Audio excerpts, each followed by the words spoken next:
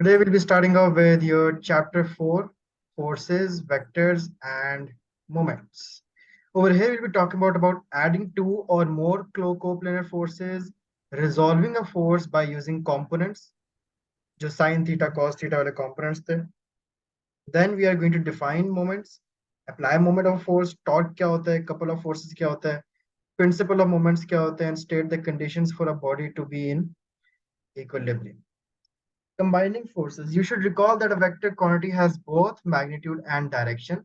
An object may have two or more forces acting on it, and since these are vectors, we must use vector addition to find their combined effect. मैंने पढ़ा है बहुत सबसे basic है, अगर आपके पास एक बॉक्स के ऊपर दो ऑपोजिट फोर्सेस लगे हैं, you are going to subtract them, और अगर दो फोर्सेस किसी एक ही डायरेक्शन में, तो you are actually going to add them, addition हो जाएगा और यहाँ पे सब्ट्रैक्शन हो जाएगा. There are several forces acting on a car, जैसे कि वेट भी उसी वक्त है, फिर एक नॉर्मल कॉन्टैक्ट फोर्स भी है जो कि बिल्कुल परपेंडिकुलरली लगती है उस ऑब्जेक्ट के ऊपर. जैसी भी सरफेस सरफेस ऐसी हो तो ये कॉन्टैक्ट फोर्स, सरफेस ऐसी हो तो ये कॉन्टैक्ट फोर्स होगी. बिल्कुल सीधी बनानी थी मैंने यहाँ पर. समझ आ रही है? न्यूटन थर्ड लॉ वाली कॉन्टैक्ट फोर्स. कोई ऐसी जी सरफेस सर। पे इस तरह करके कॉन्टैक्ट फोर्स पड़ेगी. फिर एक फ्रिक्शन, एक फॉरवर्ड फोर्स पड़ी है, फिर एक बैकवर्ड फोर्स भी है. ठीक है. We have the air resistance D, we have the forward force F, we have the normal contact force N, and we also have the weight W. अच्छा, वेट जैसी भी सरफेस हो हमेशा लगता डाउनवर्ड है. ऐसी हो तो भी ऐसे, ऐसी हो तो भी ऐसे, टेढ़ी सरफेस हो तब भी नीचे, सीधी सरफेस हो तब भी ऐसे करके नीचे ही वेट की डायरेक्शन रहेगी. So the combined effect of several forces is known as a resultant force. And to see how to work out the resultant of a two or more forces, we will start with two forces in a straight line. जैसे हमने पता है कि अगर वो दोनों एक ही direction में, we're going to add them, opposite direction we're going to subtract them. And we saw some examples in chapter 3 as well of two forces acting in a straight line. For example, a falling tennis ball may be acted on by two forces, the weight downwards and the air resistance D upwards. तो आपके पास अगर आपने result निकालना हो तो हम कैसे निकालते थे? दिस इज द वेट, ये ऊपर एयर रेजिस्टेंस लग रही है, just minus weight and air resistance, तो आपके पास रिजल्टेंट फोर्स आ जाएगी. अगर पॉजिटिव में है इसके मतलब कि वेव वेट ज्यादा था तो ऑब्जेक्ट नीचे आएगा. अगर नेगेटिव में है मतलब कि ऑब्जेक्ट फिर ऊपर जाएगा, अगर ऊपर वाली फोर्स ज्यादा होगी, या स्लो हो जाएगा वो. सिंपली आपने वेट माइनस एयर रेजिस्टेंस करना होगा for a falling object. When adding two or more forces which act in a straight line, we have to take account of their directions. A force may be positive or negative, and we adopt a sign convention to help us decide which is what. जैसे मैंने आपको sign convention बताई हुई है, सबसे आसान तरीका होता है कि अगर कोई ऑब्जेक्ट राइट पे है ना, उसको अपना पॉजिटिव चार्ज दे दे. लेफ्ट समझे बुरी चीज है, बुरा नेगेटिव होता है, उसको एक नेगेटिव चार्ज दे. अब ये आप देख सकते हैं, अगर कोई फॉलिंग ऑब्जेक्ट नीचे आ रहा है अपने नॉर्मल मोशन में, उसको भी आप पॉजिटिव साइन दें. लेकिन कोई भी चीज अब अगर अगेंस्ट जाएगी तो अपवर्ड को आप एक नेगेटिव साइन दे दें. ये साइन कन्वेंशन हमें हेल्प करती है in calculations and writing and explaining. हर जगह आपको ये हेल्प करेगी. अब weight downwards was 1 newton, upward air was 0.2. तो आप दोनों को अगर आप यहाँ पे सब्ट्रैक्ट करेंगे, 1 minus 0.2, you are going to get 0.8. और क्या डायरेक्शन होगी? जिस तरफ ज्यादा फोर्स है, डाउनवर्ड्स, व्हिच इज पॉजिटिव. समझ आ गई? जी sir. What about the two forces at right angles? हमें पता है एक शटल कॉक होती है. अब एक शटल कॉक इस तरह करके आ रही है, ये उसका मोशन है. अब इस मोशन के कुछ कंपोनेंट्स भी तो हो सकते हैं. उसका एक वर्टिकल फोर्स ये लग रही है, उस पर एक हॉरिजॉन्टल फोर्स ये लग रही है, लेकिन ट्रेवल वो इस डायरेक्शन में कर रहा है. इस डायरेक्शन को मैं कहूंगा this was the resultant. Basically ये रिजल्टेंट था. Its weight, which was vertically downwards, and its horizontal push of the wind. And it helps you if you draw the force arrows of different lengths to show which force is greater. We must add these two forces together to find the resultant force acting on the shuttlecock. We add the forces by drawing two arrows end to end as shown on the right. First, एक horizontal arrow. Head to tail rule क्या होता है? Head to tell rule वही वो जो vector add add और subtract करते add करते वक्त होते हैं। ये मैट्रिक में पढ़ा हुआ है.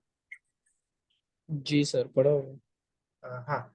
अच्छा, मैं यहाँ एक ओवरव्यू देता हूँ, चेक करता हूँ अगर आपको आइडिया है कि अगर एक सिंपल बॉक्स है, इस बॉक्स के ऊपर एक फोर्स ऐसे पड़ी है, एक फोर्स नीचे से ऊपर पड़ रही है, लेकिन ऑब्जेक्ट जो है वो इस तरफ, इस डायरेक्शन में जा रहा है। तो है फोर्स 1, फोर्स 2, फोर्स 3। इसका वेक्टर ट्रायंगल कैसे बनाते हैं वैसे? एक सेकंड। कोई सी एक फोर्स बताएं जहां से मैं स्टार्ट करूं, 1, 2 या 3। 1 से कर लो। चले 1 बना दिया, ऐसे करिए। अब 1 का हेड क्या है? ये, इसके हेड से जी मैंने ज्वाइन करना है वेक्टर 2 का टेल। जी और जो आपके पास रिजल्टेंट बनेगा वो आपके पास tail of the first arrow and head of the second arrow से कनेक्ट करके ये रिजल्टेंट बन जाता है, जिसको मैं एक डबल एरो दिखाता हूँ। याद आ गया कुछ? जी।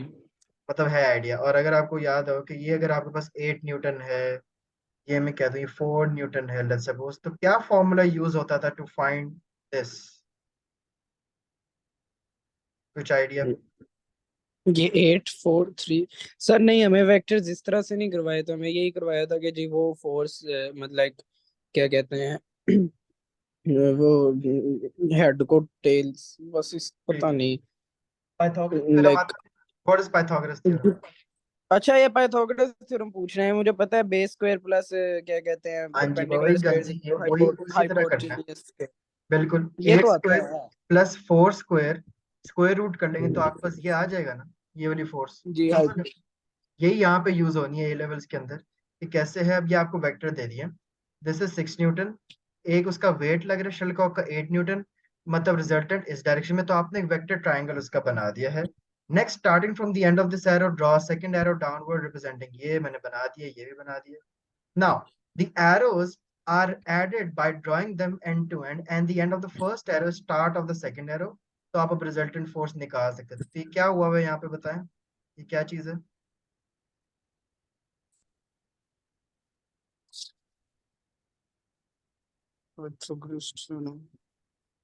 जैसे द पाइथागोरस थ्योरम। आपके पास ये 6 थी, ये 8 थी। सिंपल है, आपने हाइपोटेनस निकालना था, रिजल्टेंट फोर्स। तो 6 स्क्वायर प्लस 8 स्क्वायर और उसका स्क्वायर रूट करके आंसर क्या आ गया आपके पास? 10 Newton. 10 Newton is the resultant force. अब अगर आपसे कोई पूछे यार ये एंगल कितना है, ठीक है, अब मेरा एक और सवाल है आपसे, थोड़ा और मैथ्स टेस्ट कर लेते हैं जरा।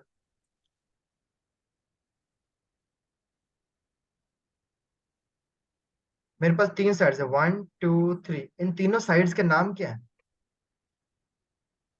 ये सर जो 1 है बेस है, 2 परपेंडिकुलर है और 3 हाइपोटेन्यूस है। गुड। अच्छा, साइन का क्या फॉर्मूला होता है? ये मुझे आता था, मुझे भूल गया हूँ। वो परपेंडिकुलर ओवर हाइपोटेनस। कॉस क्या होता है? ये मैं बताता हूँ। ये वो मैंने एक लाइन याद की थी, क्या कहते हैं, some some people some have people have curly curly brown hair brown hair through proper brushing. ठीक है, थ्रू प्रोबेबिलिटी। हाँ जी, ये याद आ गया मुझे सर। गुड हो गया। ये है आपके पास, ठीक है, साइन कॉस और टैन का फॉर्मूला। अब अगर आपसे कोई कहता है कि यार ये एंगल दो मुझे, और आपके पास बेस दिया हुआ है और परपेंडिकुलर दिया हुआ है, तो आप टैन थीटा वाला फॉर्मूला लगा सकते हैं, is equal to perpendicular over base.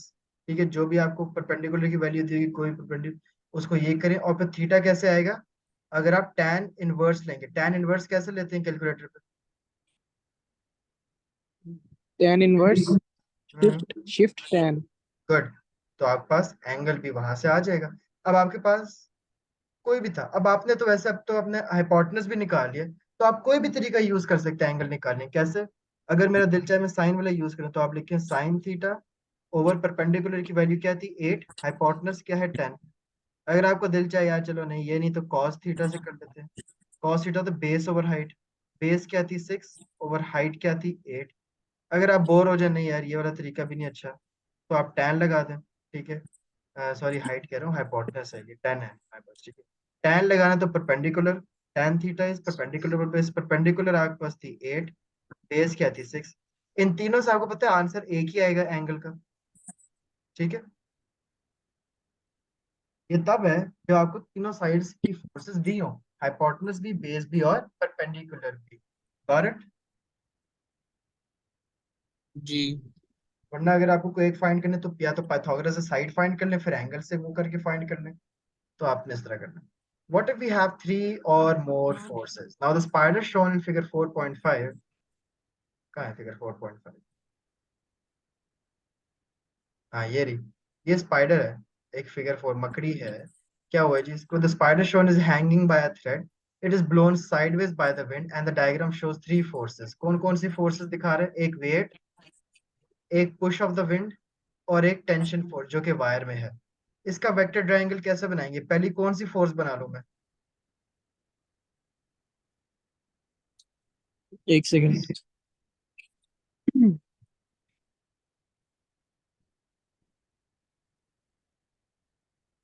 Tell me any force, weight, push या टेंशन। तो पहली फोर्स होगी वेट। कोई भी कर लेते हैं, वेट कर लें, ठीक है, वेट हो गया। अच्छा, इसके हेड के साथ में क्या कनेक्ट करूं राइट की तरफ? इसके हेड के साथ क्या कहते हैं, उसकी टेल कर दें, पुश पुश, के। ठीक है। मतलब कि जो टेंशन है वो फिर ये आपके पास हो जाएगी, ये उसकी डायरेक्शन थी ना, ये टेंशन हो जाएगी। अच्छा, अब अगर मैं आपको कहता हूँ कि आपको एक रैंडम वैल्यू देता हूँ मैं, ये राइट एंगल बना दें और यहाँ एक एंगल शो कर दें, ठीक, ताकि आपको पता लग जाए किसकी बात हो रही है। अच्छा, क्योंकि यहाँ पे जो एंगल है वो किसकी तरफ है? वेट की तरफ। तो ये उन्होंने एक ये भी उन्होंने एग्जांपल दी है कि आप ये वाला भी बना सकते हैं। ओके, इफ आई से कि आपको जो वेट है वो है 5 न्यूटन, जो फोर्स ऑफ टेंशन है वो दी हुई है 10 न्यूटन, क्या आप मुझे पुश फोर्स निकाल के दे सकते हैं? जी। कैसे? मैं बताता हूँ, पाइथागोरस थ्योरम से, और कैसे। ठीक है, यहाँ पे पुश क्या चीज है? Hypotenuse, base, perpendicular? Push base. Push आपके पास बेस है, एग्जैक्टली exactly. तो अब आपके पास फॉर्मूला क्या हो जाएगा? आप उसको उस तरफ ले जाएंगे, हाइपोटेनस निकालेंगे, एंड पे स्क्वायर रूट ले लेंगे, वो आ जाएगी, ठीक है। लेट्स से अब आपके पास ये चीज आ जाती है, या चले अभी इस वक्त ये चीज है भी नहीं आपके पास, अगर आपसे कहोगे थीटा निकालें तो कैसे निकालेंगे? Some people have curly brown hair through proper brush. P over देखो B क्या से। क्या चीजें दी हुई हैं, वेट और टेंशन दिया, वेट और P over टेंशन B क्या है? से। पी ओवर बी, बेस तो नहीं दी हुई आपको। तो बेस फाइंड आउट कर लेते हैं। हाँ वो तो जब फाइंड आउट करें फिर तो कोई भी लगा लें, लेट्स से नहीं है, डायरेक्ट करना है। इतना वेला तो मैं नहीं होगा, टाइम भी कम है मेरे ख्याल से पेपर में शायद। तो फिर क्या करेंगे? अभी बेस कैलकुलेट करने का टाइम नहीं है। फिर सर पेपर लंबा आता है। लंबा तो होता है, टाइम भी कम है ना। बेस तो मैं कैलकुलेट कर लूँ, ठीक है ना, बेस तो मैं कैलकुलेट, वो तो लंबा तरीका है। अभी आपको क्या क्या दिया? वेट क्या चीज है? Weight perpendicular. यहाँ पे। जी। टेंशन क्या है?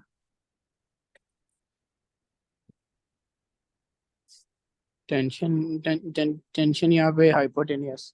तो फिर मुझे वो वाला फॉर्मूला बताओ ना जिसके अंदर परपेंडिकुलर और हाइपोटेनस आ रहा है सिर्फ। समझ सम आई? People have. इसके लिए क्या मुझे बेस चाहिए थी? क्योंकि मेरे पास नहीं। इतना तो टाइम नहीं है। अगर चलो अगर मैंने बेस निकाली फिर तो कोई मसला नहीं, फिर मैं साइन लूं, कॉस लूं, टेन लूं, फिर तो ऑप्शन ही ऑप्शन है मेरे पास। अभी हमने देखने कि हमें क्या दिया हुआ है क्वेश्चन में, उसने थीटा निकाला हुआ है। तो मेरे पास जब दो चीजें दी हुई हैं तो मैं वो वाला ही फॉर्मूला यूज करता, कॉस और वो, उस बेस वाले चक्कर में जाऊंगा ही नहीं। समझ आ गई अब?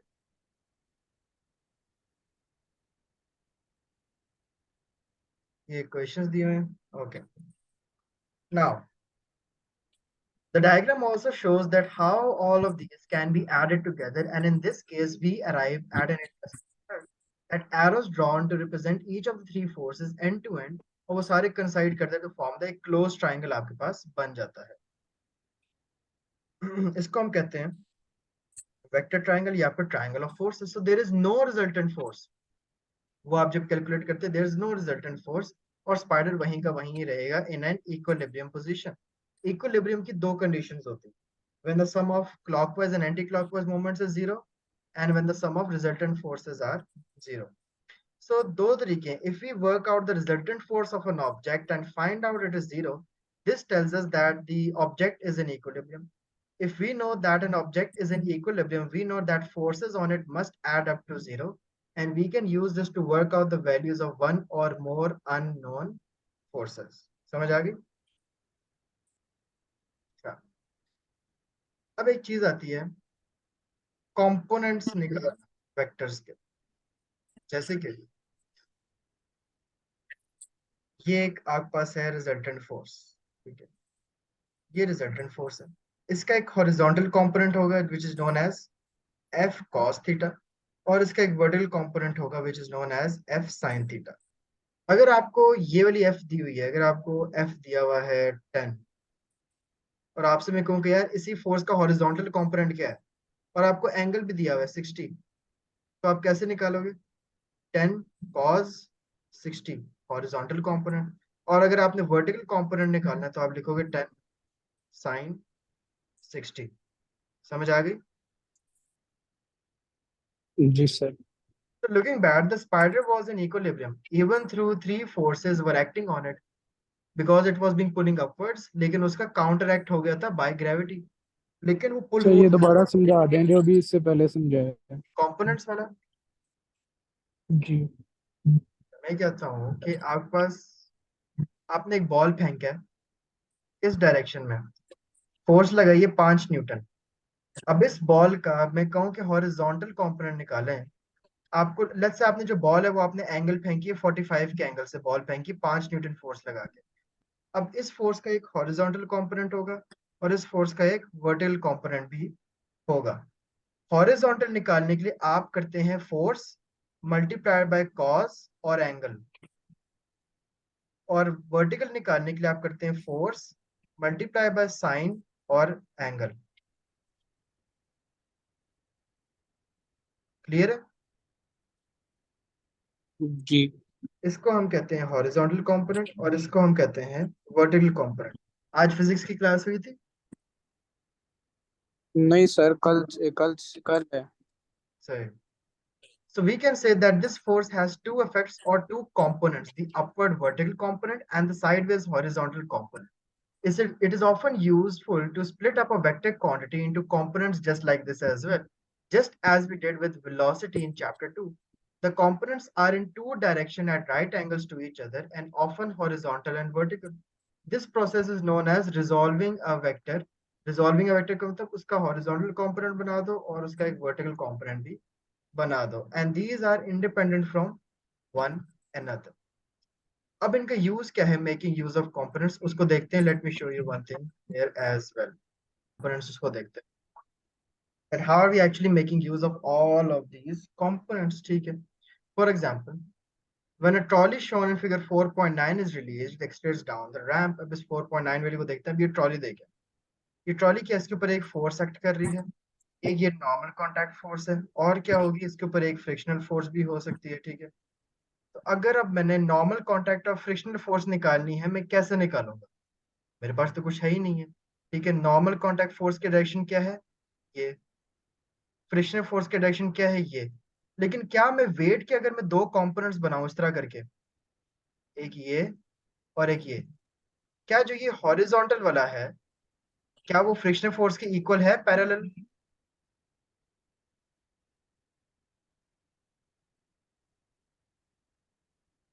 हम्म, ठीक है।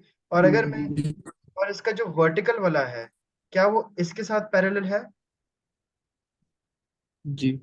तो अगर मुझे वेट दिया हो, मैं वेट का वर्टिकल कंपोनेंट निकाल लूं, वो मेरा एन होगा, उसी की इक्वल होगा। और अगर मैं वेट के हॉरिजॉन्टल कंपोनेंट निकालूं तो वो मेरे पास फ्रिक्शनल फोर्स होगी। यही मतलब होगा कि अगर आपके पास ये रैंप है, ये आपके पास वो बॉक्स पड़ा हुआ है, ठीक है, ये उसके पास नॉर्मल कांटेक्ट फोर्स है, ये वेट लग रहा है, ये टेढ़ा क्यों बन जाता है?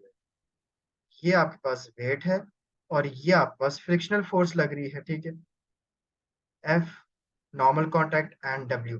अब मेरे पास दिया वेट हुआ है कि यार वेट जो है ना वो इस बॉक्स का है जी तकरीबन 15 न्यूटन, ठीक है जी।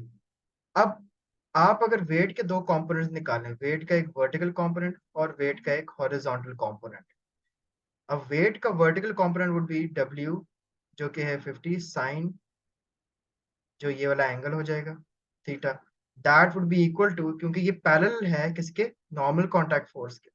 और अगर मैं वेट का ही वेट कॉस थीटा निकाल लो, वो इक्वल होगा फ्रिक्शन फोर्स की, क्योंकि ये और ये दोनों पैरेलल हैं। समझ आ गई? जी। This is how we actually resolve vectors. ठीक है, अच्छा जी, ये हो गया। ओके, कॉपी पेंसिल खोलें।